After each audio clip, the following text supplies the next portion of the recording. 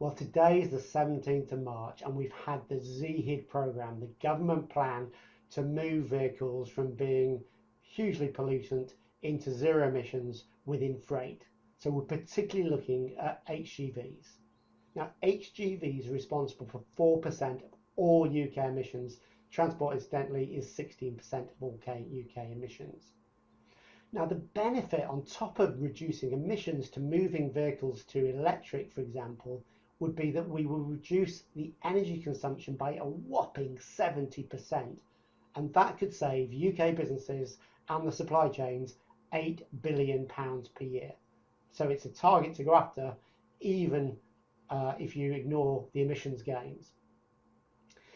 Now, what the government's doing to try and drive this is they've got this Zehid programme, and there's a whole load of stuff in here. But I'm just going to talk about a couple of things that came out of the conference today. So firstly, the £126,000 plug-in grant for new eHGVs at the 42-tonne end, slightly less as you go down the weight limits, is out and live and still available. So if you want to join the programme, then now's a good time to get started because you get a whopping great grant to go with it.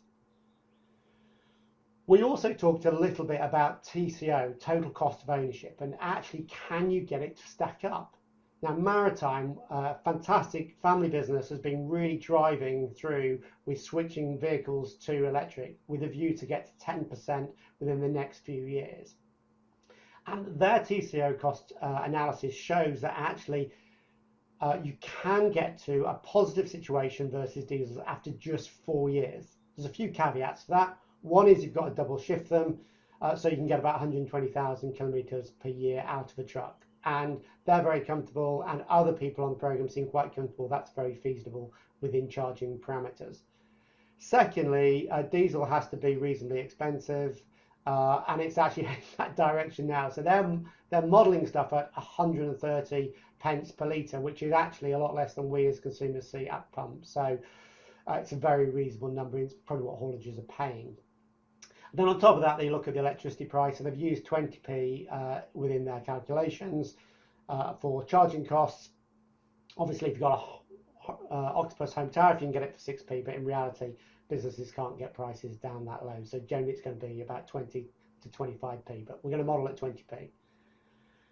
And then if you don't even include the plug-in grant, then you can get to a positive net position after just 4 years. So and even if you're at 28p, then actually you are in a position where you're 6, 7, 8 years on payback. So yes, eHGVs can be cheaper on a TCO versus ICE engines. We also had Kier Mather, who's the Minister for Decarbonisation, come in and give us a talk. And he talked quite a lot about decarbonisation, around grid connections, around incentives, and around what the regulations are going to be that are going to come in. Now, interestingly, most of the people there who were part of the Zehid programme recognise the importance of getting grid connections early and also getting ahead of the regulation. So let's not wait until the regulation comes in to be switching. Otherwise, it's going to be a very painful process.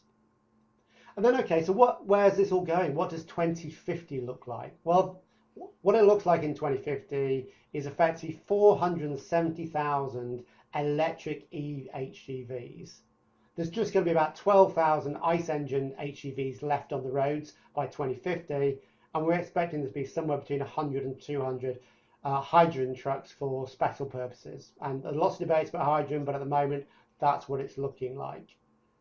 And then to fuel those HGVs, we're going to need 360,000 chargers for HGVs across the country. And where are they going to be?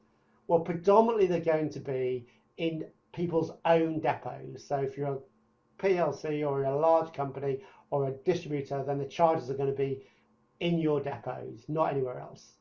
We're going to end up with about 12% of chargers in shared depots where people are sharing those chargers, and then just 2% public charging.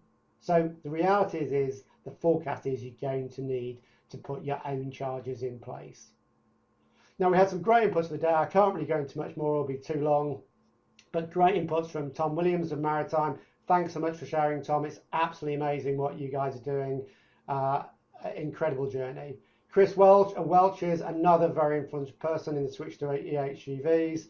Angus Webb, he's doing a lot of the data analysis through Dynamo, and a raft of other people. So thanks very much for everybody who presented yesterday. Super insightful, great conversations, and I'm looking forward to the next one. If you weren't there and you want some help with your transition from where you are in terms of the new direction and getting into EHEVs and trialing stuff, which we highly recommend, then please do DM me and we're here to help you. Thanks very much for your time. This is David Gardner of Breed Partners. Bye.